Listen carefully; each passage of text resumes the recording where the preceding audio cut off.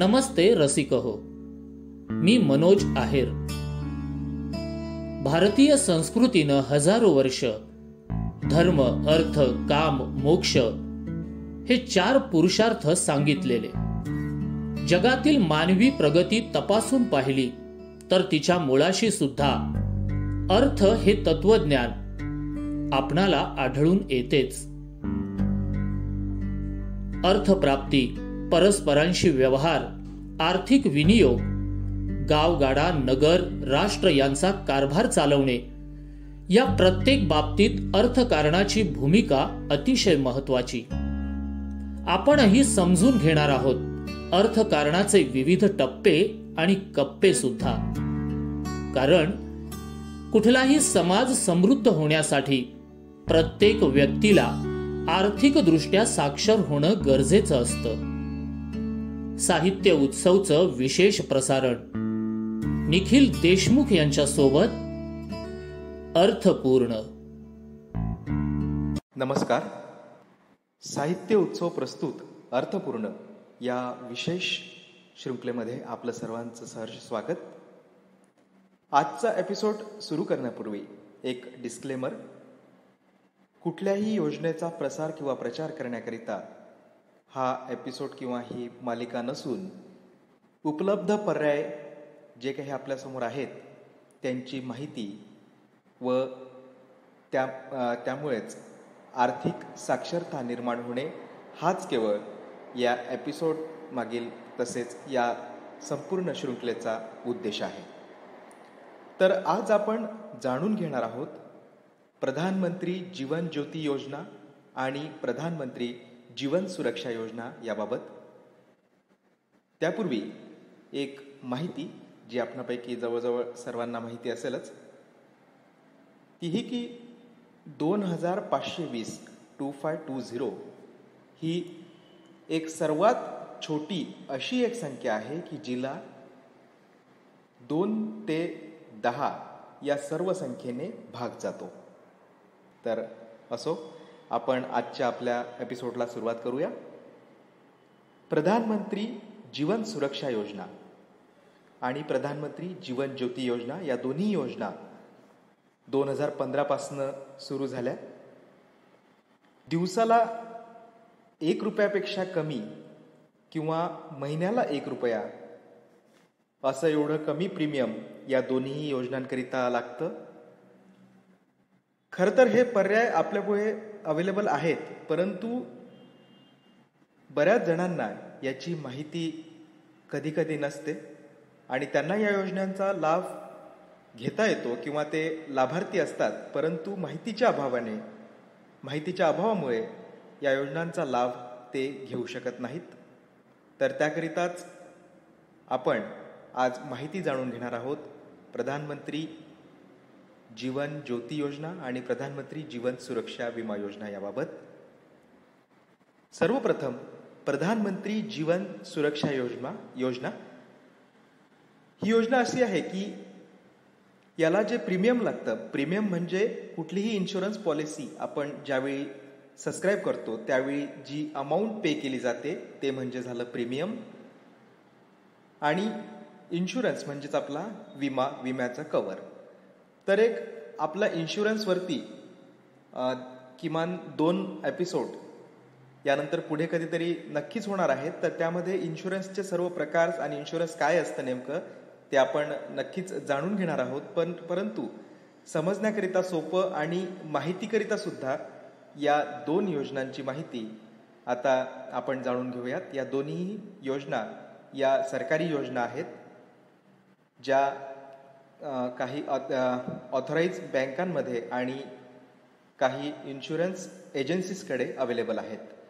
तर सर्वप्रथम प्रधानमंत्री जीवन सुरक्षा योजना यामध्ये जे प्रीमियम कलेक्ट केलं जातं, सर्वप्रथम याला डॉक्युमेंट्स किंवा एलिजिबिलिटी काय आहे, तर कोण असे व्यक्ती जे ही योजना ओपन करू शकतात किंवा योजनेचा लाभ घेऊ शकतात त्यांची पात्रता म्हणजे ते वयवर्ष किमान 18 आणि कमाल 70 या दरम्यानचे असावेत. त्यांच्याकडे एक बँक अकाउंट असावं ज्याला शक्यतोवर आधार कार्ड हे लिंक असावं. या योजनेचा लाभ घेण्याकरिता फक्त वर्षाला 12 रुपये म्हणजेच महिन्याला 1 रुपया, म्हणजेच प्रत्येक महिन्याला 1 रुपया कटिंग होत नाही, वर्षाला एकदाच कटिंग होते, 12 रुपये एवढं नाममात्र शुल्क आहे. आणि या योजनेचा जो कालावधी आहे तो 1 जून ते 31 मे च्या दरम्यानचा असतो. त्यामध्ये मग तुमचं पहिलं प्रीमियम जर डिसेंबर, जानेवारी किंवा मार्च महिन्यात जरी कट झालं असेल तरीही ते व्हॅलिड असतं 31 मे पर्यंतच. याचा कालावधीच हा 1 जून ते 31 मे दरम्यानचा असतो. 31 मे नंतर ही पॉलिसी रिन्यू होते. ऑटो रिन्यूचं पण ऑप्शन तिथे असतं, म्हणजे ते 12 रुपये तुमच्या अकाउंटमधनं डायरेक्टली पॉलिसी रिन्यू होते, किंवा तुम्ही ऑटो पे न ठेवता स्वतःसुद्धा पॉलिसी चालू ठेवू शकता, म्हणजे प्रीमियम पे करून. परंतु ऑटो पे जर असेल तर बँक ॲटोमॅटिक तुमच्या अकाउंटमधनं 12 रुपये डिडक्ट करून घेईल. आता याच्या फीचर्सबाबत आपण जाणून घेऊयात की याचे फीचर्स काय आहेत. तर सर्वप्रथम वयाची पात्रता तुम्हाला सांगितलेलीच आहे. वय वर्ष 18 पासून ते 70 पर्यंत या योजनेमध्ये अवेल केलं जाऊ शकतं. या 12 रुपयाचं प्रीमियम भरून 2 लाखाचं विमा कव्हर हे इन्शुरन्स धारकाला मिळतं. हे जी योजना आहे ही ॲक्सिडेंटल डेथ आणि डिसेबिलिटी बेनिफिट योजना आहे. सर्वात महत्त्वाचं हे आहे की कुठल्याही प्रकारच्या ॲक्सिडेंटने जर डेथ झाली तर जो इन्शुरन्स होल्डर असतो त्याच्या नॉमिनीला 2 लाखाचं कव्हर मिळतं. शिवाय याच्यामध्ये परमनंट आणि पार्शल डिसेबिलिटीचे कव्हर्स सुद्धा आहे. जर ॲक्सिडेंटमध्ये दोन्ही हात किंवा दोन्ही डोळे किंवा दोन्ही पाय जर निकामी झाले असतील तर 2 लाखाचं पूर्ण कव्हर, किंवा एक साईडचा हात किंवा एक साईडचा डोळा किंवा एक साईडचा पाय म्हणजे 2 किंवा 3 सोबत झाले असतील तरी सुद्धा 2 लाख रुपयाचं पूर्ण कव्हर मिळतं. आणि जर एक हात फक्त किंवा एक डोळा फक्त किंवा एक पाय फक्त परमनंट डिसेबिलिटी झाली असेल तर 1 लाखाचं कव्हर हे मिळतं. आणि हे पण फक्त वर्षाला 12 रुपये. फक्त वर्षाला 12 रुपये म्हणजे महिन्याला 1 रुपया एवढीच एक नॉमिनल व्हॅल्यू देऊन ही योजना आपण खरेदी करू शकतो. ही योजना सबस्क्राईब करण्याकरिता बँकेमध्ये अप्लिकेशन फॉर्म येतो. तो फॉर्म भरून द्यायचा असतो. त्याला नाममात्र डिटेल्स हे भरावे लागतात, परंतु नॉमिनीचं नाव हे तिथे देणं हे महत्त्वाचं असतं. कारण इन केस जर काही अनफॉर्च्युनेट इव्हेंट झाला तर नॉमिनीला क्लेम करता येतो. इन्शुरन्स धारकाला म्हणजेच नॉमिनीला इन्शुरन्स धारकाच्या क्लेम करण्याचा अधिकार फक्त ॲक्सिडेंटल केसेसमध्येच या योजनेमध्ये आहे. वयवर्ष किमान 18 आणि कमाल 70 पर्यंतची कुठलीही व्यक्ती या योजनेचा लाभ घेऊ शकते. या योजनेला सबस्क्राईब केल्यानंतर इन केस जर काही अनफॉर्च्युनेट इव्हेंट झाला तर त्याला काही डॉक्युमेंट्सची गरज असते ॲक्सिडेंटल केसमध्ये. म्हणजे जर विमाधारक याचा मृत्यू ओढवला तर डेथ सर्टिफिकेट, काही केसेसमध्ये पोस्टमॉर्टमचा रिपोर्ट, FIR इत्यादी डॉक्युमेंट्सची गरज असते. आणि परमनंट डिसेबिलिटी जर झालेली असेल किंवा पार्शल डिसेबिलिटी जर असेल तर डिसेबिलिटी सर्टिफिकेटची आवश्यकता असते. एक क्लेम फॉर्म हा बँकेत मिळतो आणि तो क्लेम फॉर्म भरून देऊन बँक नंतर तो क्लेम सेटल करते on the basis of document आणि इन्क्वायरीच्या बेसिसवरती. आणि हा क्लेम जवळजवळ 1 महिन्यात सेटल होऊ शकतो. महत्त्वाचा मुद्दा हा आहे की वयवर्ष 18 ते 70 यामध्ये कुठल्याही वयात एंट्री केली तरीही प्रीमियम फी जी आहे ती वर्षाला 12 रुपये इतकीच आहे. दुसरी जी यामधील योजना आहे ती आहे प्रधानमंत्री जीवन ज्योती विमा योजना. या योजनेला सुद्धा जी एलिजिबिलिटी आहे ती म्हणजे वयवर्ष किमान 18 आणि कमाल 55. परंतु याचं प्रीमियम पेड म्हणजे एंट्री एज जे आहे ते फक्त 50 वर्षापर्यंतच आहे. ते असं की वयवर्ष 18 ते 50 पर्यंत या योजनेअंतर्गत या योजनेमध्ये एंटर केलं जाऊ शकतं आणि वयवर्ष 55 होईपर्यंत तुम्हाला या योजनेचा लाभ मिळतो, 55च्या नंतर नाही.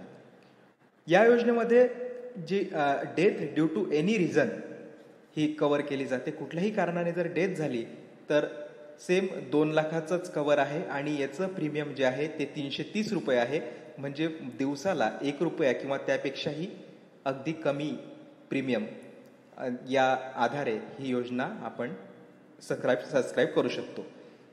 ही योजना सुद्धा ऑथराइज बँका आणि इन्शुरन्स एजन्सी यांच्या माध्यमातून घेतली जाऊ शकते. सदर दोन्ही योजना ऑनलाईन सुद्धा सबस्क्राईब केल्या जाऊ शकतात. काही बँकांनी त्यांच्या ऑनलाईन पोर्टलवरती अंडर सोशल सिक्युरिटीच्या टॅबमध्ये या योजनांबाबत माहिती दिलेली आहे. त्यामध्ये माहिती आहे आणि सबस्क्राईब कसं करायचं किंवा फॉर्म कसे भरायचे याबाबतचं तसेच प्रीमियम डिडक्शन पण त्यामध्ये आहे. प्रधानमंत्री जीवन ज्योती विमा योजना सबस्क्राईब करण्याकरिता सुद्धा तीच प्रोसेस आहे. बँकांमध्ये ॲप्लिकेशन फॉर्म सबमिट करून आपण या योजनेचा लाभ घेऊ शकतो. याचा कालावधी सुद्धा 1 जून ते 31 मे हाच आहे आणि याला सुद्धा तुम्ही प्रीमियम स्वतः भरू शकता किंवा ऑटो रिन्यूचं ऑप्शन देऊ शकता, जेणेकरून आपली अमाऊंट ही ऑटोमॅटिकली बँकेच्या अकाउंटमधनं डिडक्ट होईल. ही योजना सुद्धा तशीच आहे. जसं की सुरुवातीला ऑगस्ट महिन्यात जर सबस्क्राईब केलं तर त्याचा जो संपण्याचा कालावधी असेल हा 31 मेच पुढचं वर्ष असेल आणि 1 जूनपासनं पुन्हा नव्याने ती योजना त्या योजनेचं प्रीमियम हे अकाउंटमधनं कट होईल. दोन्ही योजना या सामाजिक सुरक्षा पुरवतात, कारण इतर काही इन्शुरन्स जे आहेत तुलनेने या 2 योजनांपेक्षा जास्त महाग आहेत. हे फक्त जी प्रधानमंत्री जीवन सुरक्षा योजना आहे महिन्याला 1 रुपया आणि प्रधानमंत्री जीवन ज्योती विमा योजना जी आहे ती दिवसाला 1 रुपया किंवा त्यापेक्षाही कमी या किमतीमध्ये सबस्क्राईब केली जाऊ शकते. आणि एक विमा कवर किमान जर नसेल आपल्याकडे काहीच तर आपल्याकडे उपलब्ध होऊ शकते. दोन्ही याच्यामध्ये फरक फक्त प्रीमियममध्ये आहे, वयामध्ये आहे. एंट्री एज जे जीवन ज्योती विमा योजनेचं सांगितलेलं आहे ते 18 ते 50 आहे. 18 वयानंतर त्यामध्ये एंट्री करता येत नाही, परंतु 50च्या आधीच एंट्री झालेली असेल तर 55 वयापर्यंतची रिस्क ही योजना कव्हर करते. जीवन ज्योती योजनेचा क्लेम करण्याकरिता सुद्धा नॉमिनीला काही डॉक्युमेंट सोबत क्लेम फॉर्म सबमिट करावे लागतात. ते म्हणजेच डेथ सर्टिफिकेट आणि काही केसेसमध्ये पोस्टमॉर्टम सर्टिफिकेट या गोष्टी सबमिट कराव्या लागतात आणि जवळजवळ 1 महिन्याच्या आत क्लेम हा सेटल होतो. या दोन्ही योजनांमधून ऑप्टआउटचं ऑप्शन सुद्धा सबस्क्रायबरकडे अवेलेबल असतं. ऑप्टआउट म्हणजेच हे की आपण या 2 पैकी कुठली एखादी योजना सबस्क्राईब केली असेल आणि आपल्याला वाटतं की मला आता ही योजना नकोय, तर आपण ऑप्टआउटचा फॉर्म फिल करून पुढच्या वर्षापासनं या योजनेचा लाभ आपल्याला नकोय म्हणून ऑप्टआउट सुद्धा करू शकता. म्हणजेच की ही योजना आपण बंद सुद्धा करू शकतो. परंतु माझी एक विनंती असेल की जर आपण ही या 2 पैकी कुठलीही एक योजना किंवा दोन्ही योजना जर सबस्क्राईब करू इच्छित असणार किंवा कोणाला आपण ही माहिती पुरवली असेल आणि त्यांना जर या 2 पैकी कुठलीही एक योजना किंवा दोन्ही योजना सबस्क्राईब करायच्या असतील तर त्यांनी जवळजवळ 20 मे पासून ते 5 किंवा 10 जूनपर्यंत तरी आपल्या खात्यावरती संबंधित रक्कम ही निश्चित ठेवावी, जेणेकरून त्या योजनेचं सबस्क्रिप्शन हे त्या दरम्यानच्या दिवसांमध्ये डिडक्ट होईल आणि आपली ही योजना कार्यान्वित राहील. अन्यथा असं होऊ शकतं की कोणाच्या खात्यावरती तेवढी रक्कम नसेल आणि या योजनेचं प्रीमियम जर कट झालं नाही आणि तुम्ही जर ते प्रीमियम मग स्वतःहून भरलं नाही तर या योजनेचा लाभ हा मिळू शकणार नाही जर काही अनफॉर्च्युनेट इव्हेंट झाला तर. याबरोबरच आपला हा आजचा एपिसोड हा इथेच संपवतो आणि आपण या आपल्या अर्थपूर्ण मालिकेअंतर्गत जे काही महत्त्वाचे विषय आहेत ते सुरुवातीला घेण्याचा मी प्रयत्न करेल आणि माहितीपर विषय असतील ते पण सुरुवातीला घेण्याचा प्रयत्न करेल.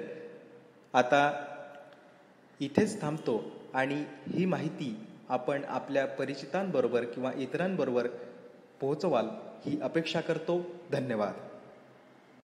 दर्जेदार साहित्याचा आणि कलाकृतींचा आस्वाद घेण्यासाठी जॉईन करा साहित्य उत्सव व्हॉट्सॲप किंवा टेलिग्राम ग्रुप. जॉईन करण्यासाठी संपर्क करा 98 81 60 20 25 या क्रमांकावर. संपर्क क्रमांक पुन्हा एकदा 9881 60 2025. साहित्य उत्सव हे यूट्यूब चॅनल आजच सबस्क्राईब करा. साहित्य उत्सवच्या फेसबुक पेजला जरूर भेट द्या, कारण ज्ञान आणि मनोरंजन यांचं अतूट नातं म्हणजे साहित्य उत्सव.